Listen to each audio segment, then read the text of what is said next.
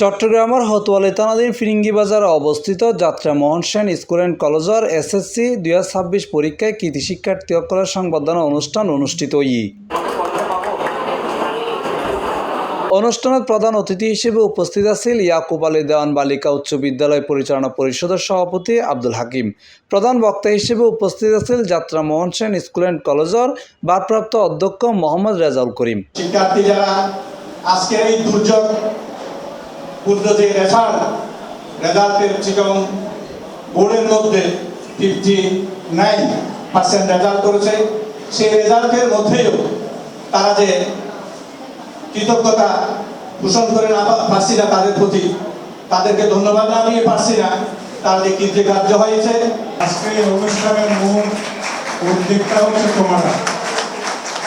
তোমাদের একটা জিনিস আমি এই মঞ্চে বসে অবলোকন করলাম, তোমরা তালি মারো, কিন্তু কেন তালি মারো আমার মনে হয় তোমরা জানো না। আমার পূর্ববর্তী অনেক সকল বক্তা তাদের বক্তব্যের মাধ্যমে আপনাদের কাছে আমাদের পূর্ণাঙ্গ মেসেজটি তারা পৌঁছাতে পেরেছে বলে আমি আশা করছি। আমি আশা করব আমার পূর্ববর্তী বক্তারা যে ধরনের আশা আকাঙ্ক্ষার কথা এবং অনুরোধ আপনাদের কাছে বলেছেন, আমি তার পুনরাবৃত্তি করছি। এসএসসি পাস করেছে, তাদের কাছে এই প্রতিষ্ঠানটা একটা আবেগী, এইভাবে আমরা যারা ইন্টারমিডিয়েট পাস করে গেছি।